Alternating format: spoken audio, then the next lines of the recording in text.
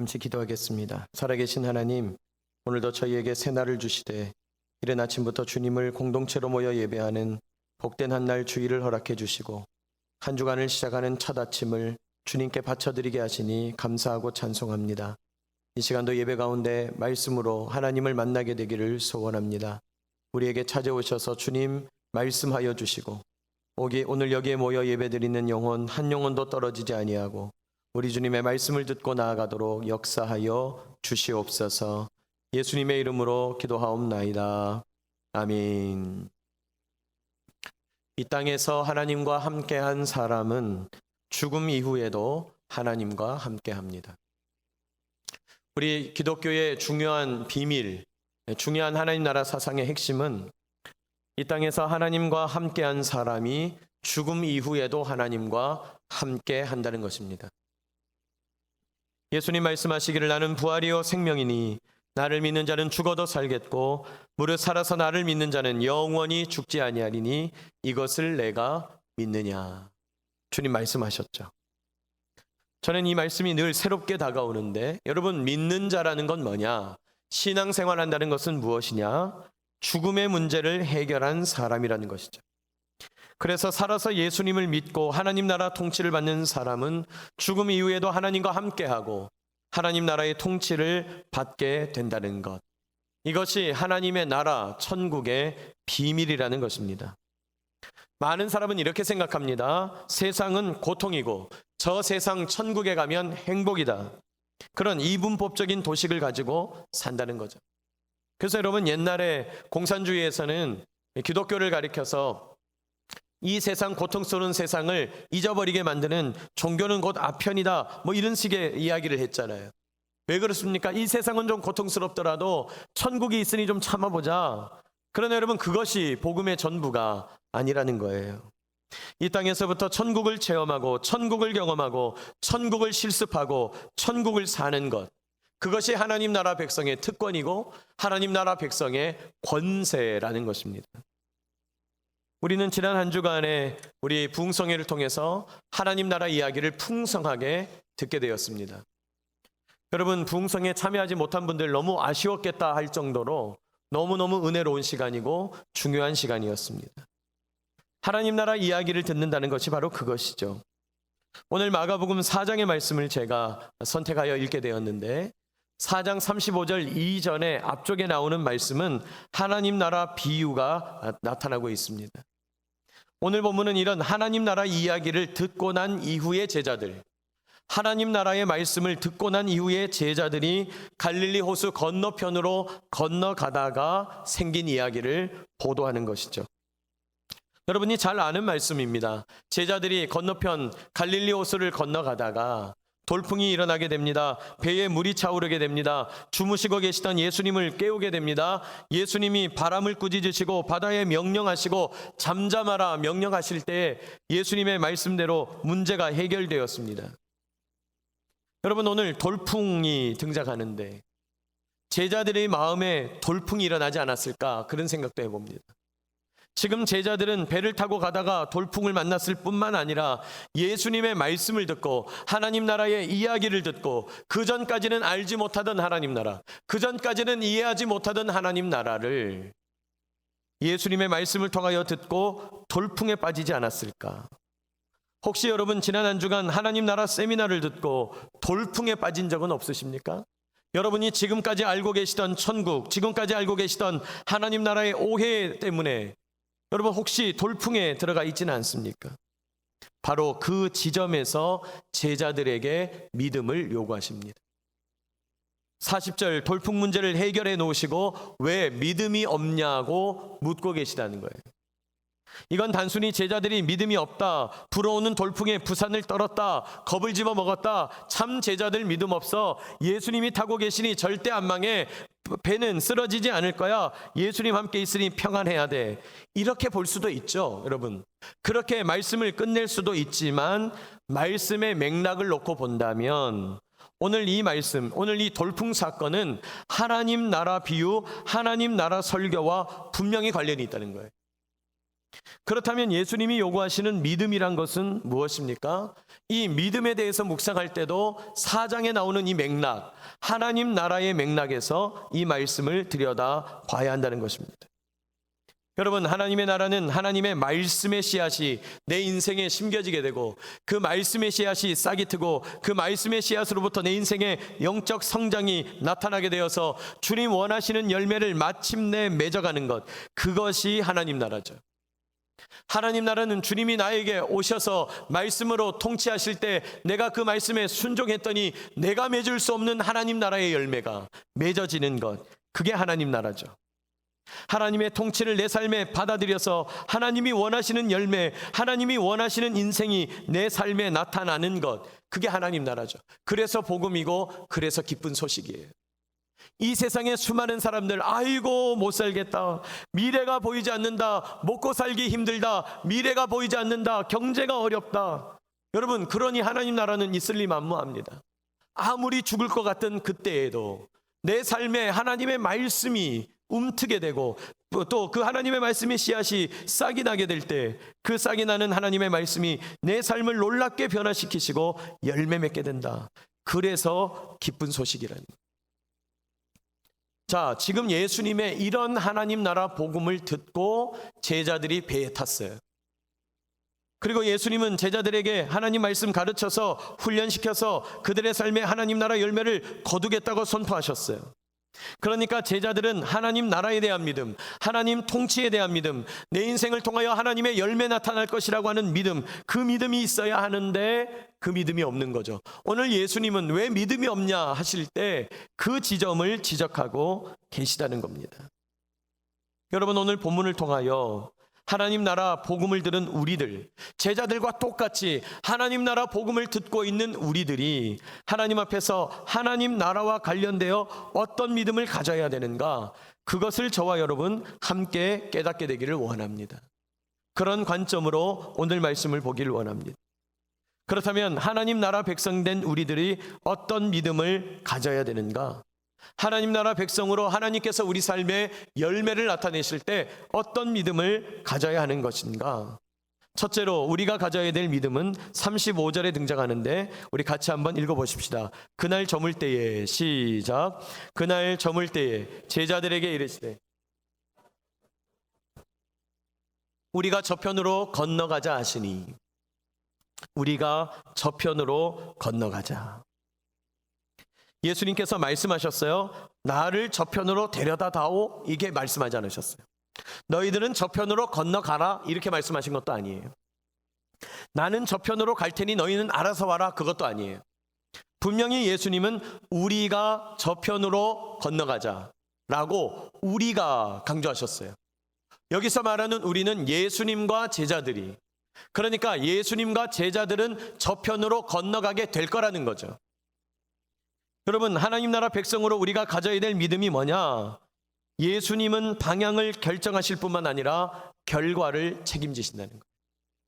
그럼 따라합시다. 예수님은 방향을 결정하시고 우리를 책임지신다. 여러분, 예수님은 저편이라고 하는 방향도 결정하시고요, 또 너희는 저편으로 건너가게 될 거다, 결과까지도 책임져 주신다는 거죠. 방향을 제안하셨습니다. 결정하셨을 뿐만 아니라 건너가자 명령하시고 예수님이 건너가겠다고 하셨으니까 건너가게 될 거라는 거예요. 예수님은 방향만 결정하시는 것이 아니라 결과도 책임지시는 거죠. 예수님이 건너가자 하셨으니까 우리가 건너편 땅에 도달하기까지 예수님이 책임지시는 거예요. 여러분, 예수님은 우리가 건너편 땅에 도달하도록 하실 것입니다. 예수님의 책임이에요, 그거는. 여러분, 우리가 믿는 하나님은 어떤 하나님입니까? 말씀을 이루시는 여호와, 자신의 계명을 지키시는 하나님, 자기의 언약을 신실하게 지키시는 하나님이 우리가 믿는 하나님이에요. 여러분, 생각해 보세요. 힘센 왕은 마음대로 통치하는 것 같지만 권위 있는 왕은요, 자기가 이야기한 내용, 자기가 세운 법, 자기가 세운 규칙을 최선을 다하여 지킵니다. 그렇지 않으면 권위가 땅에 떨어지고 신뢰가 바닥에 추락하여 더 이상 왕권을 발휘할 수가 없어요. 진짜 좋은 왕은 자기가 세운 기준과 원칙을 지켜가는 왕이에요. 왕 스스로가 그런 것 지키지 않으면 사람들은 더 이상 왕을 신뢰하지 않게 된다는 거예요. 우리 하나님은 어떤 분입니까? 최고의 왕입니다. 왕 중의 왕입니다. 하나님의 권위는 오류가 없습니다. 흠결이 없습니다. 완전 무결합니다. 그 하나님께서는 자기 자신의 말씀을 지키신다는 거예요. 그러니까 예수님이 건너편으로 건너가자 하시면 그냥 하신 말씀이 아니라는 거예요. 분명히 이유가 있고 건너편에 제자들과 함께 도달해야 되겠고 예수님이 제자들과 같은 배를 탔으니 건너편에 도달하게 될 거라는 거예요. 예수님이 말씀하셨으니, 예수님이 명령하셨으니 예수님은 그 결과까지도 책임져 주신다는 것입니다. 여러분, 우리가 찬양할 때 너는 내 아들이라, 너는 내 딸이라, 우리가 축복할 때 예수님의 하나님의 말씀대로 너는 내 아들이다, 너는 내 딸이다, 여러분 이런 말을 그냥 흘려 듣지 마세요. 제가 신앙생활할 때 참 안타까운 게 뭐냐면 목사님의 권면, 설교, 성경 공부의 내용들, 여러분이 지나가면서 듣게 되는 여러 가지 권면들, 자꾸 그걸 흘려 듣는 분들이 많아요. 아, 의뢰 교회 가면 그런 얘기 하는 거지. 아, 의뢰 교회 가면 천국 얘기, 하나님 나라 이야기 하는 거지. 아니요. 하나님이 너는 내 아들이다, 너는 내 딸이라 하실 때 그 말씀을 그냥 흘려 듣지 마시기 바랍니다. 예수님의 아들, 하나님의 아들, 예수님의 딸, 하나님의 딸이니까 주님이 여러분을 책임지시는 줄로 믿습니다. 여러분, 우리 주님은 나를 책임지시고 내 존재 전체를 책임지셔요. 나의 방향을 결정하시고 방향만 결정하실 뿐만 아니라 그 방향에 이루어지는 결과까지도, 내가 앞으로 이루어갈 삶까지 존재 전체를 책임져 주신다는 거예요. 우리가 믿는 예수님은 그런 분이에요. 우리가 믿는 하나님은 그런 분이에요. 많은 분들이 인생을 살아가게 될 때 친구 얘기를 많이 들어요. 아, 요즘 경제 트렌드는 어떻대더라. 이웃집 아주머니 이야기를 많이 들어요. 아이들은 어떻게 키워야 된다더라. 친척의 이야기, 부모님의 이야기, 자녀들의 이야기, 신문에서 나오는 이야기, 방송에서 나오는 이야기. 아니, 그 말은 그렇게 잘 믿는데 주님의 말씀에는 덜 귀를 기울여요. 이 방향이 맞다더라, 저리 가야 한다더라, 이리 가야 한다더라고 세상이 우리에게 제안하고 충고합니다. 많은 사람들이 그렇게 제안하고 충고해요. 그러나 기억하십시오. 그 사람들은 우리를 책임져 주지 못하는 거예요. 나를 책임져 줄 수 있는 사람에게 나를 의탁해야 돼요. 나를 책임져 주시는 분에게 내 삶을 맡겨야 한다는 거예요. 여러분, 의사가 우리 삶을 책임져 줄 수 있나요? 이렇게 수술하면 좋겠습니다. 선생님, 수술하면 낫습니까? 아, 글쎄요. 저는 책임지는 분은 잘 못 봤어요. 책임질 수 없어요. 사람이 나빠서 그런 게 아니에요. 선생님이 내 삶을 책임져 줍니까? 나를 잘 돌봐주는 상급자가 나를 책임져 주나요? 나를 따르는 수많은 하급자들, 나를 잘 따르는 사람들이 나를 책임져 주나요? 그렇지 않습니다. 나를 책임져 주는 분, 내 자녀를 책임져 주시는 분은 하나님이신 줄로 믿습니다. 여러분, 아무도 책임져 주지 않습니다. 아무도 책임져 주지 않아요. 세상 사람들은 아무도 책임 안 지니까 내가 내 스스로 책임져야 되겠다, 힘을 길러야 되겠다, 차라리 내 주먹을 믿겠다, 그러면서 자기 스스로 책임지려고 애를 쓰죠. 근데 잘 안 돼요. 왜 안 될까요? 책임질 수 없으니까요. 여러분, 우리는요, 태어나면서부터 어머님의 돌보심, 아버지의 도우심이 있어야 되는 존재예요.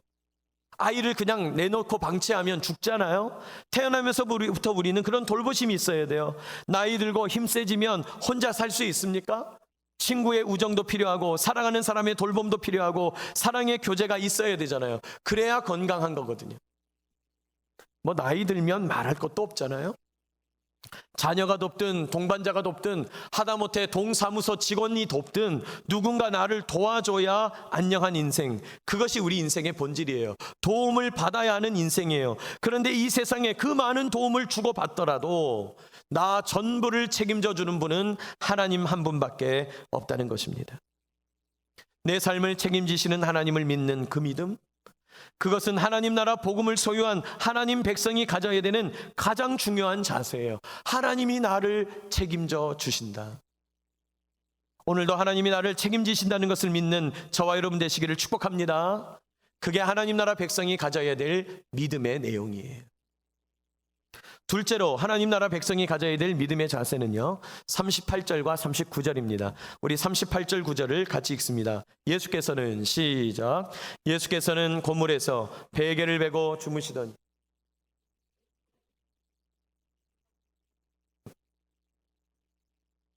예수께서 깨어 바람을 꾸짖으며 바다더러 이르시되 잠잠하라 고요하라 하시니 바람이 그치고 아주 잔잔하여지더라. 예수님은 흔들리며 물이 차오르는 배 고물에서 주무시고 계셨다, 그렇게 얘기합니다. 여러분, 예수님은 어떻게 물이 차오르고 있는데 흔들리는 그곳에서 평안히 주무실 수 있을까요? 어떤 분은 너무 피곤하셨나 보다고, 예수님도 새벽기도 하시느라고 얼마나 애를 쓰셨겠냐면서 깊이 잠드셨으니까 못 깬 거라고. 여러분, 아무리 깊이 잠들어도 물이 차오르고 있고 흔들리는 광풍 가운데 있는데 잠이 안 깰 수가 없는 거죠. 지금 예수님은 절대 평안 가운데 거하시는 거죠.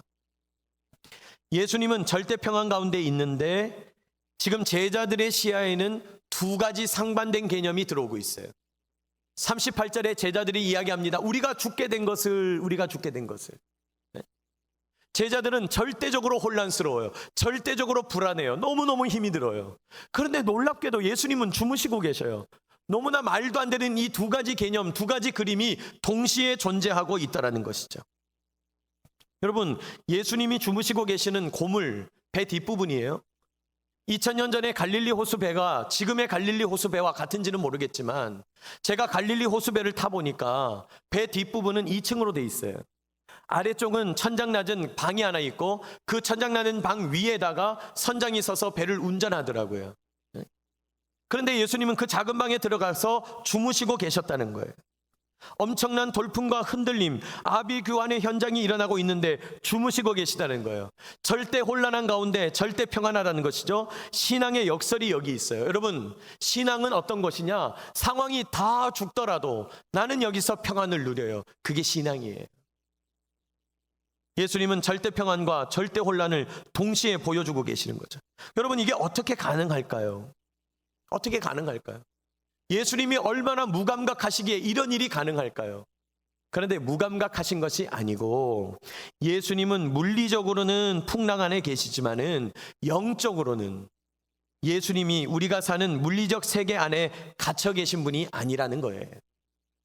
여러분, 하나님을 우리의 물리적 세계에 가둬둘 수 없잖아요. 하나님은 어쩌면 우리가 보이는 세계, 우리가 깨닫는 세계를 손바닥 위에 놓고 보시는 줄도 모르겠어요. 여러분, 예수님은 그런 하나님과 연결되어 있으니, 예수님은 온 우주 만물보다 크신 하나님, 온 우주 만물에 충만하신 하나님, 그것보다 더 크신 하나님과 연결되어 있으니 물리적 세계 속에서 일어나는 작은 혼란은 예수님의 혼란이 아니라 어쩌면 찻잔 속의 태풍일 수도 있는 거예요. 절대 혼란 속에 있는 세상이 있지만 그러나 하나님과 연결되어 있다면, 하나님의 통치 가운데 있다면, 하나님의 말씀 능력 안에 있다면 우리는 절대 혼란 속에서도 절대 평안을 누리게 될 거라는 거예요. 절대 평안을 누리는 저와 여러분 되시기를 축복합니다. 그 대표적인 절대 평안을 누리는 사람이 누구냐면 사도행전에 나오는 스데반 집사예요. 사도행전 7장에 보면 스데반 집사가 순교하는 상황이 나타나는데 지금 살기 옳은 공의회에 출석하여 이제 복음을 증거하고 설교하고 복음을 전하는 가운데 죽음의 위협 앞에 직면해 있어요. 여러분, 죽음의 그림자가 어른거리면 사람은 절대 곤란해요. 힘들어요. 당신은 이제 얼마 못 삽니다. 그런 얘기 탁 들리면, 큰 질병이 당신에게 찾아왔습니다. 그러면 사람은 기가 팍 꺾이게 돼 있어요. 그런데 스데반 집사는 절대 혼란한 가운데서도 절대 평안을 누리는 거죠. 왜 그게 가능할까요? 왜 그게 가능할까요? 스데반 집사님이 이렇게 고백하잖아요. 하늘이 열리고, 보라, 하늘이 열리고 보좌 우편에 앉으신 하나님의 어린 양을 보라고. 우리가 알 수 없는 세계가 열리는 거예요. 왜 절대 평안을 누리냐고요? 남들이 못 보는 것을 보기 때문이에요. 남들이 못 듣는 것을 듣기 때문이에요. 남들이 소유하지 못한 것을 소유했기 때문이에요. 남들이 알지 못하는 것을 알고 있기 때문이에요. 지금 스데반 집사님 눈에, 시야에 다른 차원의 영적인 세계가 열리는 거예요. 지금 자기는 돌에 맞아 죽게 생겼지만은 그것과는 비교할 수 없는 영적인 세계가 열리게 되는 것이죠. 그러니까 절대 평안하다는 것이죠. 아는 자의 여유인 것이죠. 예수님의 절대 평안인 것이죠. 스데반의 절대 평안인 것이죠. 그저 단순히 우주공간 어디에 있는 예수님이 앉아 계시는 왕궁 궁궐을 보는 차원이 아니고 영적인 눈이 열려서 돌에 맞아 죽으면서도 다른 차원의 세계를 바라보면서 절대 평안했다는 것입니다. 여러분, 절대 평안하는 저와 여러분 되시기를 축복합니다. 근데 지금 우리나라가 절대 평안하지 않잖아요. 월드컵 1차전, 2차전을 다 져버렸어요. 네. 오늘 여러분 막 표정도 안 좋고 이렇게 반응도 잘 안 하시고 제가 이해합니다. 네. 얼마나 속이 쓰리셨겠어요. 잠도 안 자고 봤는데. 근데 여러분, 뭐 저런 이런 이야기가 많겠지만은 저는 이렇게 생각해요. 러시아까지 가서 고생하는 선수단과 코칭 스태프를 위해 기도하고 축복해야 된다고 생각해요. 여러분, 뭐 그 사람들이 그렇게 잘못했나요? 평생 축구한 거밖에 없는데. 네? 평생 축구했잖아요. 애를 썼잖아요. 아무것도 안 한 건 아니거든요. 또 여러분은 축구를 위해서, 축구협회를 위해서 뭘 그렇게 좀 했나요? 네? 또 어떤 분은 막 목사님 제가 세금 냈다면서. 죄송한데 축구 선수는 훨씬 많이 냅니다. 네? 여러분, 다 남의 집 귀한 자식이고 아버지인데 욕하고 빈정거리고 화내고 세상 사람들은 그렇게 할지라도 우리는 축복하고 기도해 줘야 되지 않을까요? 저는 1차전 마치고 그 어린 선수가 자기 실수 때문에 페널티킥 됐다고 우는데 너무 마음 아프더라고요. 그 친구가 뭘 잘못해서 열심히 한 거지. 페널티킥이란 건 요즘 보니까 비디오 판독 할아버지가 와도 그건 해결이 안 돼요. 어떤 건 불고 어떤 건 안 부는 거니까요. 여러분, 그건 어쩔 수 없는 것 아닌가요? 이럴 때일수록 우리는 더 잘해줘야 되는 거죠. 뭐 그런 얘기 하려는 게 아니라 이제 수요일 저녁에 3차전 열립니다. 자, 그런데 우리나라가 어떻게 될까? 예?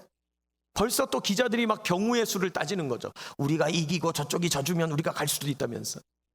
그럼 우리가 막 초조한 거죠. 이길 수 있지 않을까? 예? 근데 여러분, 모르니까 초조한 거거든요. 목요일만 되면 평안해요. 이기든지 지든지 평안하게 될 겁니다. 안다는 건 그런 거예요. 안다는 건. 알면 평안해요. 여러분, 2002년에 우리나라 축구팀 잘하는 경기를 가끔 텔레비전에 하더라고요. 근데 우리가 그거 볼 때 막 떨립니까? 막 초조합니까? 혼란스럽습니까? 그렇지 않잖아요. 저 경기 이겼지. 내가 알아. 알면 여유예요. 알면 평안이에요.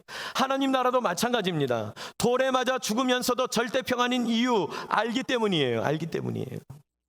사랑하는 여러분, 하나님의 통치를 받는다는 거, 하나님 나라를 산다는 거, 세상 차원에서 매여 사는 것을 뛰어넘어요. 예수님은 제자들에게 절대 혼란에 두려워 떨지 말고 예수님의 절대 평안을 누리라고 요구하시는 거예요. 그런 차원에서 왜 믿음이 없냐 그러시는 거예요. 그런 차원에서. 여러분, 절대 혼란을 넘어서 절대 평안으로 넘어가려면 어떻게 해야 되냐? 객관적인 시야가 필요합니다. 객관적인 시야라는 건 나를 내 속에서부터 바라보는 것이 아니고 다른 관점으로, 외부적인 시각으로 나를 바라보는 거예요. 우리가 기도를 한다고 할 때 이렇게 앉아서 기도할 수도 있지만은 그저 앉아 기도하는 수준이 아니라 하나님의 관점으로, 저 천장 위에서부터 기도하는 나를 들여다보는 관점으로, 그렇게 외부적인 시야로, 객관적인 시각으로 봐야 된다는 거예요. 여러분, 그래야 내 안에 절대 평안을 찾을 수 있다는 겁니다. 예를 들어서 축구를 볼 때도 마찬가지예요. 한국 국민이라는 관점으로 볼 수도 있죠.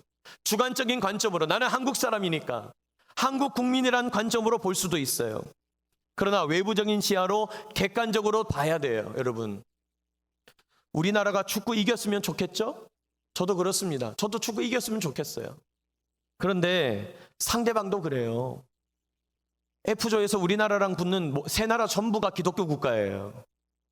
여러분, 누가 이길까요? 기도 많이 하면 이기는 겁니까? 축구는 어떻게 해야 이깁니까? 독일 교회랑 한국 교회랑 기도 싸움 붙어서 이기면 이기는 건가요? 그렇지 않습니다. 축구는 골을 많이 넣어야 이기는 거예요. 객관적인 시야로 보라 이 말이에요. 여러분, 우리나라가 다른 나라보다 축구 경기장이 더 많습니까? 우리나라가 축구하는 사람들을 더 우대해 줍니까? 우리나라 사람들이 축구에 대해서 더 많이 지원하고 있나요? 그렇지 않아요. 이기고 지는 건 아무것도 아니란 얘기를 하는 거예요. 저는 외부적인 시야에서 객관적으로 볼 줄 알아야 된다는 거죠. 우리가 언제 독일과 멕시코와 스웨덴을 어깨를 나란히 한다고 생각했던 건가요? 네? 이기고 지는 건 아무것도 아니에요. 우리가 이기고 지는 것에 목을 메고 있어서 그런 거예요. 그 멍에를 벗어 던지게 되시기를 축복합니다. 아무도 아멘을 안 하셔서 깜짝 놀랐는데, 여러분, 그 멍에를 벗어 던지시기 바랍니다. 이길 수도 있고 질 수도 있음을 기억해야 돼요. 다만 하나님이 어떻게 들여다보시는가가 중요한 거예요. 우리 삶도 마찬가지입니다. 하나님이 어떻게 들여다보시는가? 지금 하나님은 동북아를 어떻게 바라보고 계시는가? 지금 하나님은 한반도를 어떻게 바라보고 계시는가? 지금 하나님은 대한민국을, 지금 하나님은 대한민국 국군을, 육군을, 해군을, 공군을 하나님은 어떻게 바라보고 계시는가? 이게 우리 군의 이득이냐 아니냐 상관없어요. 미안하지만 이게 우리 교회의 이득인가 아닌가, 그건 둘째 문제예요. 하나님은 우리 교회를, 하나님은 계룡시를, 하나님은 본부교회를, 하나님은 우리 가정을, 하나님은 나 자신을 어떻게 바라보시는가? 그 객관적인 시야를 회복해야 그때서야 문제가 해결된다는 거예요. 여러분, 어느 조직이나 공동체나 교회나 어떤 정당이나 위기를 맞았다고 합시다. 어떻게 해야 해결됩니까? 안에서 아무리 난리를 쳐도 내부적인 시야를 가지고 그 안에 있는 사람들이 느끼는 어떤 문제 절대로 해결 안 됩니다. 외부적인 시각으로 봐야 이해가 되고 객관적인 시야로 봐야 문제가 해결된다는 거예요. 내가 중요하게 여기는 문제, 내가 중요하게 여기는 가치, 내가 중요하게 여기는 가중치, 나를 화나게도 하고 기쁘게도 하는 문제들, 나를 불안하게도 하고 평안하게도 하는 문제, 여러분 거기에 좌우되지 말고 하나님은 이것을 어떻게 바라보고 계시는가? 예수님이라면 어떻게 하실까? 그게 믿음이란 말이에요. 그게 믿음이란 말이에요. 나는 이렇게 생각해. 나는 이게 편해. 나는 이게 맞다고 생각해. 내 거 딱 고집하고 있으면서 나하고 달라? 저건 틀린 거야. 여러분 이렇게 바라보면 안 된다는 거예요. 교회 생활을, 신앙 생활을, 내 일상 생활을 관성적으로 생각하고 있지 않습니까? 여러분 껍데기만 가지고 있는 그런 사람들은 예수님을 걸림돌로 여긴다는 거예요. 내가 맞다고 하면서 가만히 고착되어 있는 우리들을 예수님은 걸림돌로 여기시면서 야, 너 왜 그때 본부교회에서 믿음이 없었냐 말씀하신다는 거예요. 여러분 주님이 왜 믿음이 없냐고 책망하실 수 있음을 기억하면서 영적으로 정신 바짝 차리기 바랍니다.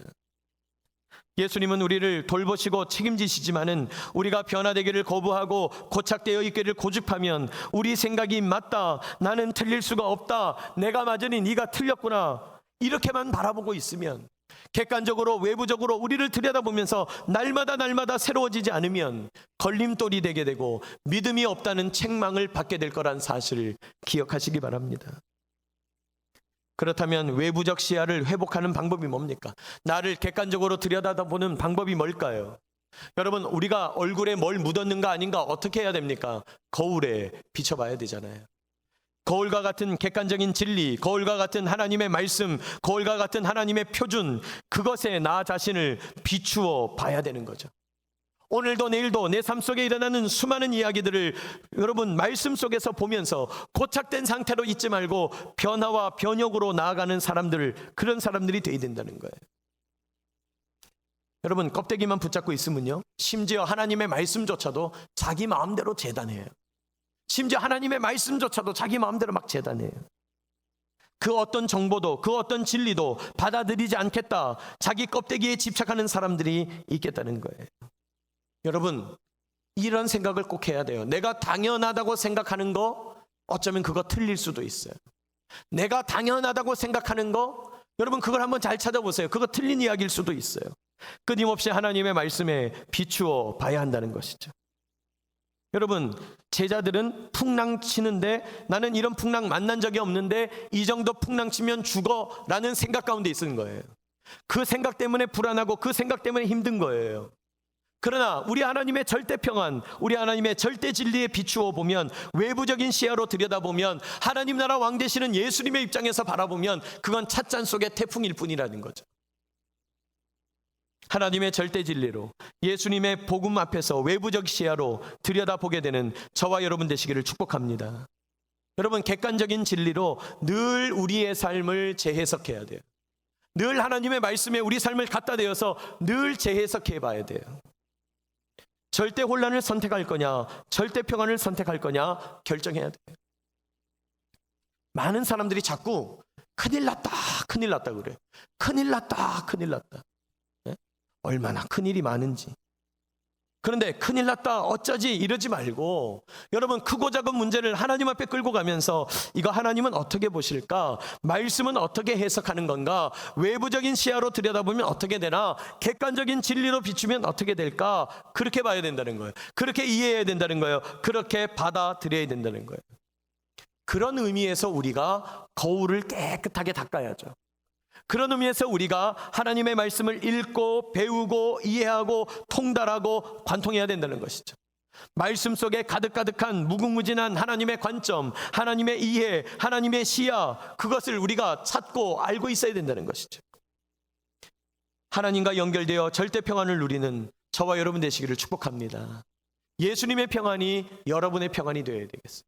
어떻게 합니까? 예수님의 관점으로, 외부적인 시야로, 하나님의 절대 표준 말씀으로, 진리로 우리 삶을 재해석해야 한다는 것입니다. 마지막 세 번째로 하나님의 통치받는 하나님 나라 백성이 가져야 될 믿음의 자세는 41절입니다. 우리 41절 말씀을 한번 읽어주십시오. 그들이 시작. 그들이 심히 두려워하여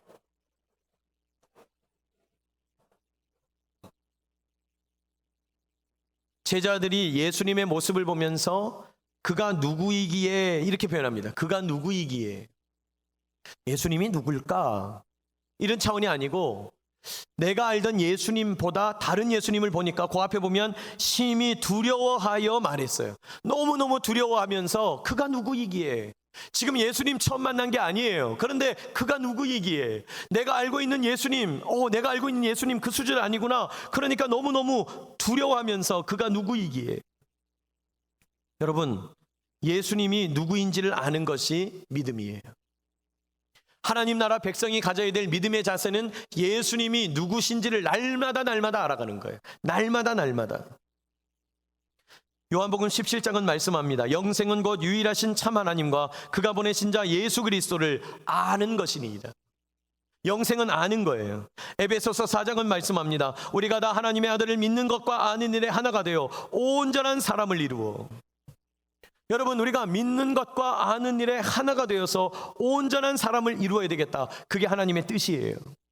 믿는 것과 아는 일에 하나가 되는 게 뭡니까? 믿는 것과 아는 일이 일치를 이룬다는 거예요. 믿지 못하면 알지 못하고 알지 못하면 믿지 못한다는 거예요. 아니까 믿을 수 있고 믿으니까 알 수 있다는 거예요. 믿음의 경륜을 의미하는 겁니다. 제자들이 오늘 믿음을 책망받고 의심받는 이유는 예수님을 진짜 알지 못했다는 거예요. 예수님의 출신은 알았어요. 예수님의 성향은 알았어요. 예수님의 이름은 알았어요. 예수님에 관한 정보는 좀 알았어요. 그런데 예수님의 마음은 몰랐어요. 예수님의 인격은 몰랐어요. 예수님의 정체성은 몰랐다는 거예요. 예수님, 저 사람은 누군가? 그때 두려워하면서 그제서야 말하는 그 제자들을 향하여 믿음이 없다고 말하는 거죠. 사랑하는 여러분, 여러분은 예수님을 얼마나 알고 계셔요? 예수님이 얼마나 여러분 삶에 나타나셔서 자신을 보여주기를 원하시는데 여러분은 얼마나 예수님께 자기 자신을 개방하고 알고 계십니까? 여러분, 이 부부의 문제를 전문적으로 연구하는 사람들이 한결같이 하는 이야기가 있다면 건강하고 오래도록 사랑하는 부부는 날마다 새롭다는 거예요. 날마다 새롭다는 거예요. 여러분, 날마다 새롭지 않으니까 권태가 오는 거잖아요. 근데 날마다 새로우면 권태는 안 오는 거잖아요. 서로 알아가기를 멈추는 순간 위기가 시작된다는 거예요. 안다고 생각했는데 알 수 없다. 아무리 너는 나다를 외쳐도 너는 나다가 되기 위해서는 서로 알아가야 된다는 거예요. 상대방의 생각과 감정을 알아야 되고, 지금 상대방은 얼마나 하나님과 바른 관계를 맺고 있는지 알아야 되고, 얼마나 10년, 20년을 살아도 해결되지 않는 간격, 그걸 좁혀가기 위해서 노력하고 알아야 된다는 거예요. 나의 변화가 상대방에게 얼마나 큰 감동이 될 수 있는지 알아야 된다는 거예요. 아니, 부부도 이렇게 평생을 두고 노력해서 알아가야 한다면 하물며 하나님이랴. 하물며 우리와 다른 차원에 계시는 하나님을 알기 위해서는 여러분, 바짝 성경 공부했다, 바짝 신앙생활 좀 한다, 그게 아니라 평생을 두고 하나님을 알아가야 된다는 것이죠. 여러분, 그렇게 하나님을 알 수 있도록 우리가 꼭 알아야 될 내용만 쏙쏙 빼서 모아놓은 게 성경이에요. 근데 성경은 참 신기해요. 여러분, 우리가 작정을 하고요, 성경책만 딱 들고 산속에 들어가가지고 성경만 읽어요. 그래도 유익합니다. 그래도 유익해요. 그런데 성경을 진짜 알려면 세상을 아는 만큼 성경이 보인다는 거예요. 여러분, 따라합시다. 세상을 아는 만큼 성경이 보이고, 성경을 아는 만큼 뭐가 보일까요? 세상이 보이는 거죠. 왜냐하면 성경도 하나님이 만드셨고 세상도 하나님이 만드셨는데 이 두 가지는 서로 보완적이거든요. 예를 들어 볼게요. 제가 세상이라고 표현했지만은 세상의 다양한 분야와 세계들을 의미하는 거예요. 예를 들어서 감정에 대해서 민감한 분이 있어요. 관계 문제에 대해서 아주 민감한 분이 있어요.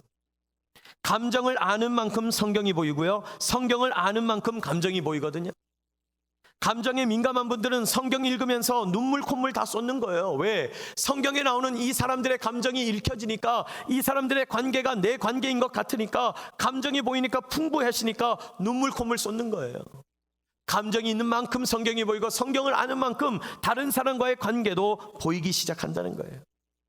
어떤 분들은 정치를 잘 알아요. 정치를 아는 만큼 성경이 보이고, 성경을 아는 만큼 정치가 보인다는 거예요. 여러분, 정치에 관심 많은 분들은 성경을 읽으면 이렇게 말해요. 와, 목사님, 어떤 무협지보다 재미있습니다. 어떤 무협지보다. 왜요? 성경은 그것보다 훨씬 더 풍부하니까요. 어성경 남자분들이 막 감동해요. 왜 그러냐니까, 역사로 푸니까, 성경은 왕사니까, 제국의 이야기를 막 꺼내니까 너무너무 재미있잖아요. 정치를 아는 만큼 성경 보이고, 성경을 아는 만큼 정치가 보이는 거죠. 경제도 마찬가지입니다. 경제를 아는 만큼 성경이 보이고, 성경을 아는 만큼 경제가 보여요. 경제에 민감한 분들이 있잖아요. 여러분, 그런 분들이 성경을 읽으면 하나님이 풍요롭게 하는 그 방법들을 깨닫게 된다는 거죠. 몇 년 전에 경영학에서 예수님의 서번트 리더십 얘기한 적이 있어요. 예수님은 탁월한 리더신데 어떻게 경영하시냐? 막 그런 거에 집중한 적도 있죠. 그렇죠. 예수님은 그만큼 우리를 풍성하게 하시는 참된 리더라는 거예요. 경제를 아는 만큼 예수님 보인다는 거죠. 음악도 마찬가지입니다. 예술도 마찬가지입니다. 음악을 아는 만큼 성경이 보이고, 예술을 아는 만큼 성경이 보이고, 또 성경을 아는 만큼 음악과 예술이 보인다는 거예요. 여러분, 강남의 어느 교회 가면요, 매주 화요일 날 아침에 그 교회 목사님이 많은 크리스천 리더들 아침에 모여놓고 예술을 통하여 성경 공부를 한대요. 예술을 통하여. 예? 음악을 통해서, 또 그림을 통해서 성경 공부를 하는 거죠. 유럽의 유명한 화가들이 그린 성화를 두고 감상하면서 하나님의 뜻과 우리의 사명을 이야기하는 거죠. 유명한 교향곡과 성가를 들으면서 하나님을 민감하게 표현하는 법을 배우고 또 그것을 느끼는 거죠. 예술을 알아도 성경이 보이고, 성경을 아는 만큼 예술을 깨닫게 된다는 거예요. 뭐 우리는 군인이니까 군사학, 전략도 그런 것 아닙니까? 아는 만큼 성경이 보이는 거예요. 군사학과 전략에 대해서 아는 만큼 성경이 보이고, 성경을 아는 만큼 군사 전략이 보인다는 거예요. 여러분 아시잖아요. 성경은 전부 군인 얘기예요. 군인 이야기. 아브라함도 군인입니다. 모세도 군인입니다. 여호수아도 군인입니다. 다윗도 군인입니다. 심지어 느헤미야도 군인이에요. 전부 군인 이야기죠. 이게 성경이라는 거예요. 여러분, 성경과 우리의 삶을 막 반죽하면요, 성경과 우리의 관심사를 막 반죽하면요, 하나님은 우리의 삶을 풍요롭게 하시면서 하나님을 아는 지식의 풍성한 자로 삼아 가신다는 거예요. 여러분, 우리의 삶은 하나님과 섞여들어야 된다는 거예요. 섞여들어야 된다는 거예요. 오늘도 내일도 우리 삶을 하나님의 나라, 복음과 하나님의 말씀과 반죽해야 돼요. 여러분, 우리는 다 다르잖아요. 어떤 사람은 콩 같고, 어떤 사람은 땅콩이고, 어떤 사람은 포도잼이고, 어떤 사람은 크림잼이에요. 다 달라요. 그런데 밀가루 되시는 하나님의 말씀에다 내 삶을 섞어가지고 막 반죽해가지고 오븐에서 쪄내면 너무너무 맛있는 각각 다양한 그런 빵이 된다는 것입니다. 하나님이 기뻐하시는 산 제사가 되는 것이죠. 이것이 하나님을 아는 것입니다. 여러분, 믿는 일과 아는 일에 하나가 되는 저와 여러분 되시기를 주의 이름으로 축복합니다. 하나님은 오늘 저와 여러분에게 믿음을 요구하셔요. 믿음을 요구하셔요.